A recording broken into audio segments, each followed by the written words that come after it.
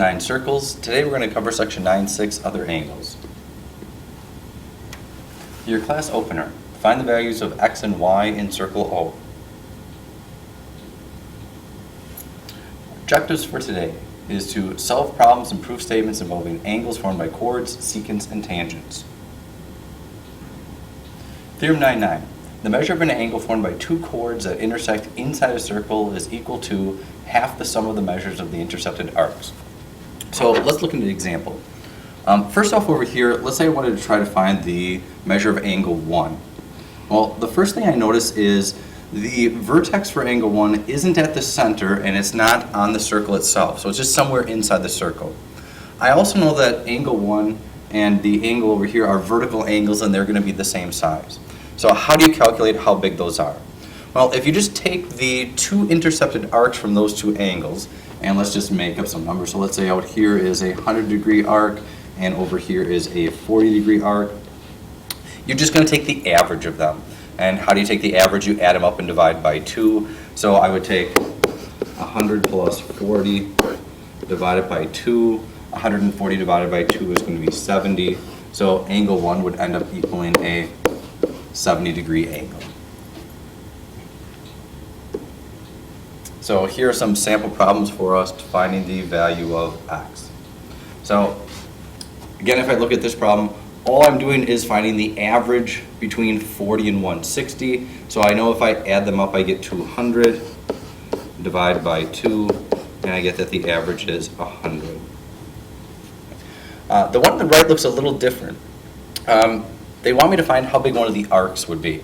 And I know that the average of the two arcs, 100 and x, will average out to be the size of these angles. So let's write that down. So 100 plus x divided by 2 is going to equal how big those angles are. Well, how big are those angles? Well, I noticed the 110 degrees, and one of these angles forms a straight angle. So if I take 180 minus 110, I realize that one of these angles inside is going to be 70. And now I can just solve this problem by cross multiplying. So if I cross multiply, I get 100 plus x equals 140.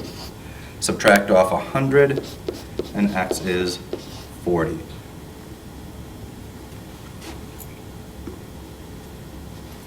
Theorem 9.10.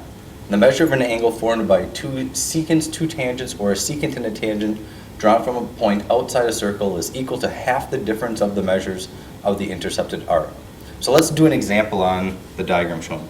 So if I'm trying to find this angle out here on the outside, it's not the average of the two arcs, it's actually half of the difference. So if I told you that the arc on the outside was 100, the arc on the near side here, let's say it's 20, I don't want to add them together, I want to subtract them. So I'm going to take 100 minus 20, and then I'm going to take that answer and divide it by 2. So it's really 80 divided by 2, which would give me 40 degrees. So x would be a 40-degree angle. And let's look at some sample problems then. So over here on the left, I would take the larger arc, subtract the smaller arc, divide it by 2, and I'm going to get my answer. Well, I know that 120 minus 25 is 95. And now I just need to take 95 and divide it by 2, which is 47.5. Over on the right, the information is switched around, but I'm going to still set it up the same way. If I take the larger arc x minus the smaller arc 20 divided by 2 equals this angle, which is going to be 30. And now I can just cross multiply. And if I cross multiply, I get x minus 20 equals 60. Add 20 to each side, and x is going to be 80. The last one. Here's really the same thing as the previous page. If I want to find the value of x, I still take the larger arc. I'm going to pick some numbers.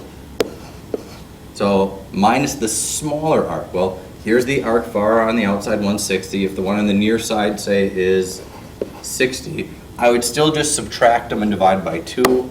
So So it'd be 160 minus 60 divided by 2, which in this case would be 100 divided by 2, which would be 50.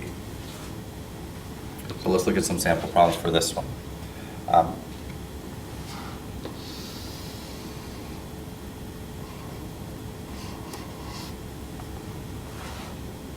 So if I look here, I really want to take this far arc minus this near arc, but I don't see how big the near arc is right now.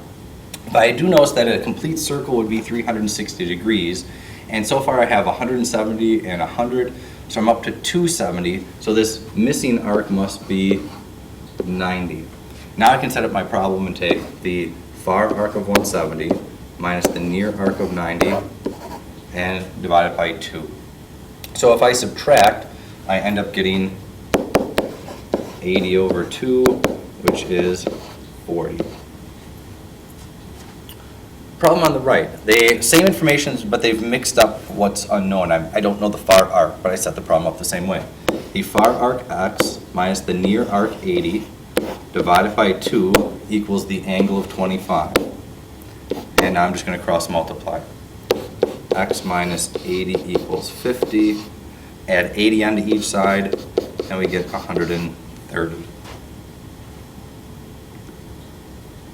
Here's another problem that looks a little different, but it's really the same thing. If I want to find out how big this angle is, I'm going to take the far arc minus the near arc and divide by 2. So let's just say, for example, this far arc was 200. The near arc would be 160. All I would do is subtract them, so 200 minus 160, and then I need to divide it by 2. Well, that's a difference of 40 divided by 2, which would give me a 20-degree angle. So let's look at some other problems. Here they give us that the far arc is 220, but they don't tell me what the near arc is. Well, I know a complete circle is 360. So 360 minus 220 is going to give me that the near arc is 140. And now I just set up that it's the far arc minus the near arc, and I want to divide by 2. Well, that's a difference of 80. Divide by 2 gives me an answer of 40.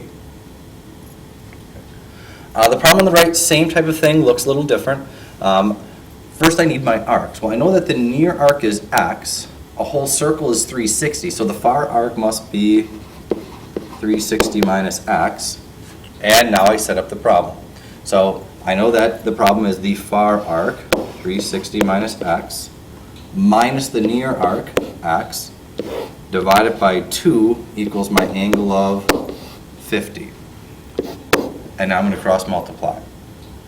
I know that 360 minus x is really 360 minus 2x equals 2 times 50 is 100. I'm going to subtract 360 on each side and get negative 2x equals negative 260. Divide each side by negative 2, and you get positive 130.